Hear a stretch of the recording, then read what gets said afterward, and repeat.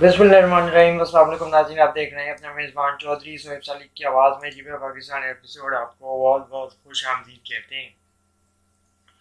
आज का ये ड्रामा जो कि टीवी चैनल पे ऑन एयर हुआ है और इसकी पहली किस्त आई है कुछ ना कहना, इसके बहुत ज़्यादा टीजर्स पेश किए गए लोगों के नाज़रीन में, इस लोगों के जहनों में इसका अक्स आ गया और लोगों ने इसको बहुत ज़्यादा इंतज़ार से कर रहे थे, मुंतज़िर थे और बहुत ज़्यादा इसके पीछे लोगों ने जो है वो अपने आप को फॉलो करना शुरू कर दिया। और इसकी जो ड्रामे की कास्ट है वो भी ऐसी है कि आपको ड्रामा देखने में मजबूर ज़रूर करती है। नुमान इजाज़ बेहतरीन अदाकार, इसके अलावा अदाकारा सवेरा नदीम, अब सलीम शेख और उसामा खान और दीगर ज़बरदस्त अदाकार जो कि आजकल के नए अदाकार हैं, नौजवान नस्ल को महसूस करते हैं। नौजवान नस्ल उनको देख के बहुत ज़्यादा इंस्पायर होती है और अदाकारी की जानिब राग़िब हो रही है। वो इस ड्रामे में आपको देखने में नज़र आएंगे। ड्रामा सीरियल कुछ ना कहना की पहली किस्त ऑन एयर हो गई है, जिसमें दिखाया गया है कि सरदार साहब की एक बेटी है जो नूरा जी से सरदार साहब ने जब दूसरी शादी कर ली तो उस बेटी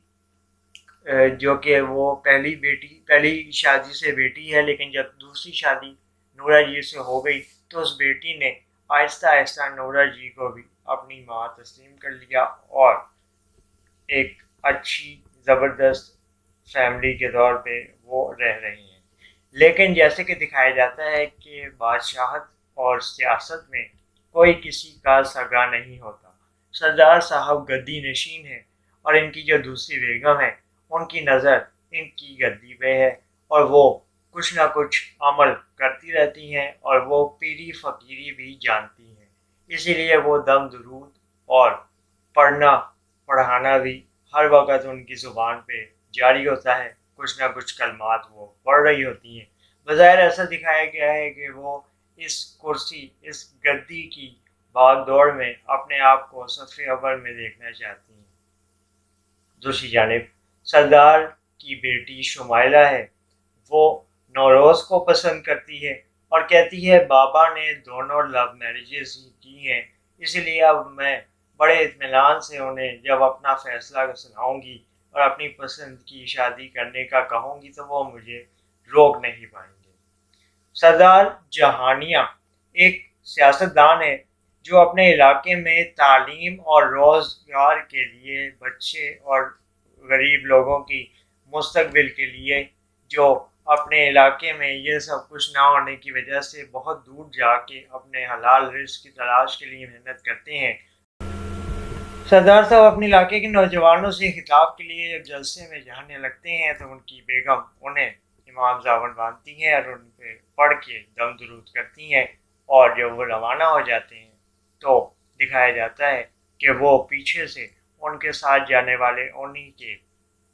जो साथी हैं, जो उनकी हिफाजत पे मामूर शख्स है, उसको इशारा करती हैं कि ये शख्स वापस ना आने पाए, यानी कि इसकी गाड़ी के ऊपर हमला या इसकी जान पे हमला करने का मंसूबा बनाना है। दूसरी जानिब ये दिखाया गया है कि आरिफा और निसार जो सरदार साहब से मिलने के लिए एक और शख्स आता है और आके कहता है कि आरिफा और निसार पे नज़र रखी हुई थी और मिट्ठू ने आरिफा और निसार के साथ मिल के सब घपले किए हैं, जिसकी वजह से बहुत नुकसान हुआ है और माली तौर पे हमें बहुत बड़ा टीका लगाया गया।